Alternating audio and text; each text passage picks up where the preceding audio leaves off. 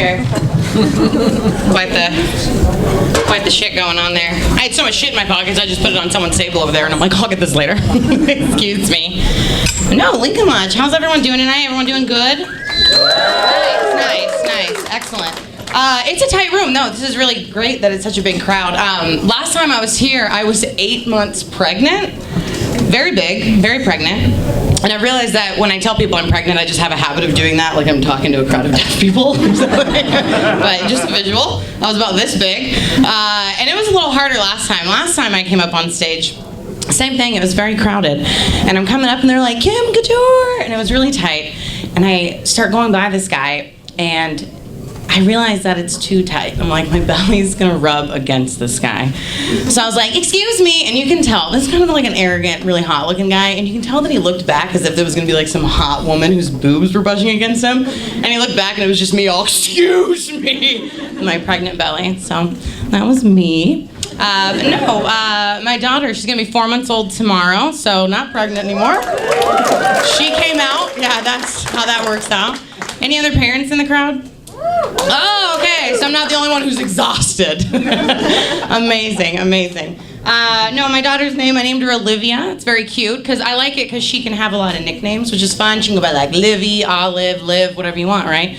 And that's great, because I didn't really have that luxury. My full name is Kimberly, and I go by Kim, and my only alternative would be Burley. So I don't typically go by that. If anyone ever called me that, I'd be like, fuck you, you know, basically.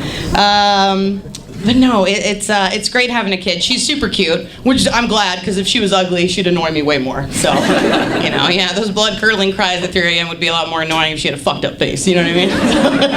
Thank God. You never know until they come out. I swear to God, in the birthing room, me and my husband were both like, whoo! Woo, she's all right. Oh, thank God. When I came in, I was like, where is the abortion desk, just in case? Adoption, either one, whatever. They were like, it's too late. And I was like, not for adoption. No, she's great. Anyone planning? I know no one's pregnant. They've already asked that to the crowd. Anyone planning on having kids? No. There's at least one woman in the crowd that's like to her boyfriend right now. I bet you anything. But no, just FYI, if any of you are planning on having kids, just FYI, your in-laws are gonna wanna hang out all the fucking time.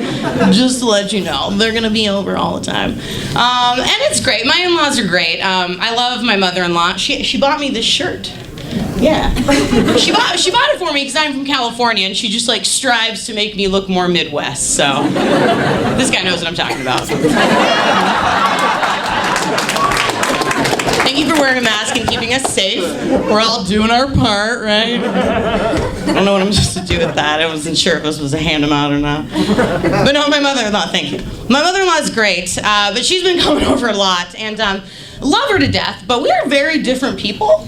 Like, when I wake up in the morning, I like to put on Morning Edition by NPR, and she likes to put on Fox News, so, you know, just very different people. My husband and I grew up very different. His family raised him Catholic, and my family raised me white trash, so very different religions, but she's been over a lot lately, and she was over most recently when the baby was really young, and they cry a lot. Just another piece of advice for anyone wanting a baby. They cry a lot, and they shit a lot. So she's over, and you know, she wakes up at the butt crack of dawn, right?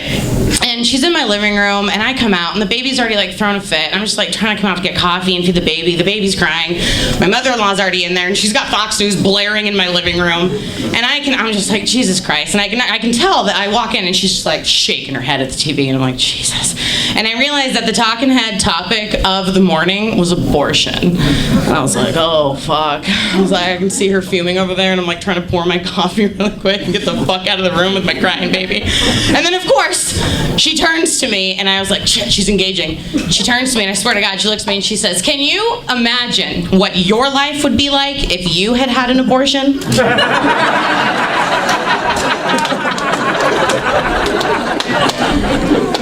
And I said, well, yeah, I imagine my house would be quiet right now.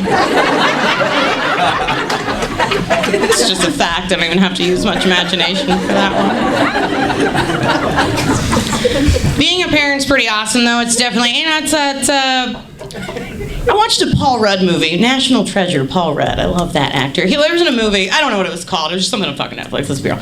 But he said something in the movie and I thought it was great. He's a dad in the movie, and one of the characters said, "What's it like being a parent?" And he said, "Every corny thing you've ever heard about being a parent is true. It's the reason we're all here." And I'm like, that makes a lot of sense, you know? Like, all of us were babies. That's fucking weird, right? Like, all of us, at one point in our lives, shit ourselves so bad that someone went, "Jesus fucking Christ! Ah! God!" They did that. Like, a lot. like multiple times per day. Like, before I came here, you know? But no, it's weird. I look at, and the thing is, you know, like, when you do like public speaking and someone, "Excuse me, ma'am, this is my time. Thank you." She's still going. We'll talk after the show. You can tell me what you. That's okay. You're sweet. Thank you. Are you a parent? There we go. That's your daughter? Oh, see, she was like giving advice, like, "You better fucking listen to her. I did a lot of shit for you. I did a lot of shit for you. Better buy my goddamn drinks tonight."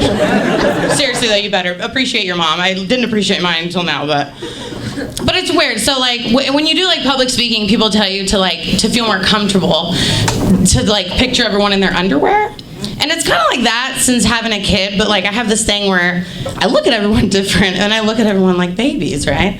And I have like a customer service job, as most comics do, right? Don't you love when you meet a comic and you're like, "What do you do for a living?" And they're like, "I'm a comedian." I'm like, "You're a customer service representative and you open mics on weekends. Cool it." You know what I mean? Fucking cool it. Cool it. But anyway, I work a corporate customer service job, and I've been at work lately, and whenever I have like a shitty customer, I've just like recently been zoning out and just like staring at them and being like, "I bet he was a fussy eater." I bet he didn't take the bottle very well. Look at that fucking guy.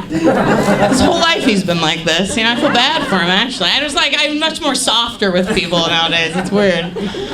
No, I do. I have a corporate job. No, I like my job. I worked it for a few years. I like it. I'm very proud of where my life's at right now. I'm married, I have a kid, I got a good job, but I gotta tell you, there was a time in my life where I did an automated phone screening to try to get an interview to be a waitress at Denny's, and I didn't pass. And automated, I'm talking like it was like, "If you see Ralph stealing money from the register, do you tell management? Press 1 for yes and 2 for no." And I'm like, clearly I'm gonna press 1 for yes. And then it was like, "You did not pass." I'm like, "Who's scoring this, Ralph? The fuck? The fuck? No way I didn't pass that shit, dude." I got this wine for free. It was funny. It's like, since I've become a mom too, it's like the universe sprinkles me with little like presents every day. Like I was in the green room and I'm like, "I'm not gonna drink until after the show." And the waitress comes in, she goes, "Does anyone want this? We accidentally poured a glass of white wine." And none of the other comics wanted it, and she was looking at me and I'm like, clearly I'm the blonde, white, basic mom in the room. Give me the fucking wine. Give me the fucking wine. God, give me it. So basic, she wasn't even like, "It's Pinot," or like Sauvignon Blanc. Just white wine. No, I don't really like drinking too much anymore. Oh, that's a lie. I have my mom. I don't have time to drink anymore. Those are two very different statements. I don't have time to drink anymore. But in my heyday, I used to do this fun thing where I used to get really like blackout drunk, and I used to write self-help notes to myself for like the morning. So like I'd be like waking up in the morning and like going to get a cup of coffee, and there'd be like a bright pink Post-it note that was like, "Smile today." I'm like, "Fuck yeah, past self, hell yeah. All right, I will. Cool." But I was moving last summer, and I found this old notebook that I had. I found this old self-help to-do list. It wasn't like an affirmation. It was like a to-do list. I have no idea when I wrote it. It was like an entire 8.5 by 11 piece of paper, and it just had 3 things written on it.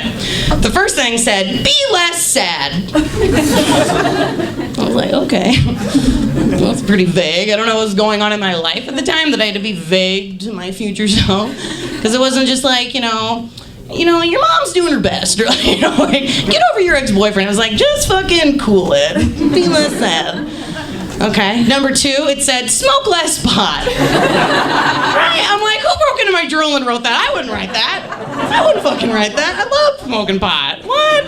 I didn't write that. And number 3, the third thing said, look better more. I don't really know how to gauge that one. I think that's more for you guys. I don't know.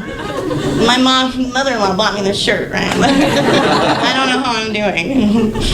My boobs are too big because I'm breastfeeding. None of my shirts fit, so. It was great. But one of the last times I went to a bar, I'll leave you with this story. One of the last times I went to a bar, it's just like one of the reasons I'm glad I'm like in my 30s and things are like kind of cool enough, right? One of the last times I went to a bar, I'm outside smoking a cigarette with some friends, and there's this commotion, and I look over, and this girl comes fucking stumbling out of the bar. And it was her birthday, and I knew that without asking because she was wearing a tiara. Dead giveaway. Bitches don't wear tiaras unless it's their B-day. Yes, queen. So she comes stumbling out of the bar and just fucking falls. And I laughed. I was like, why wouldn't I, right? Look at that shit. Watching that girl go down was like watching a Las Vegas hotel on D-Day, just like vodka crayons and glitter straight to the ground. It was beautiful.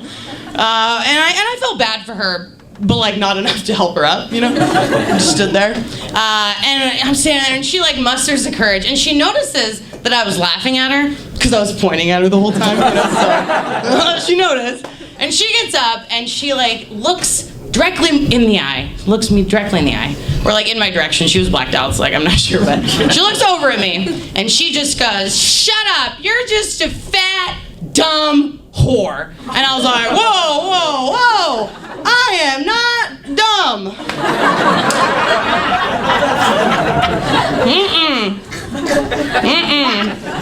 I might be a whore, but my personal life's none of your fucking business. And she called me fat, but, you know, at least she didn't call me burly, you know what I mean? So, all right.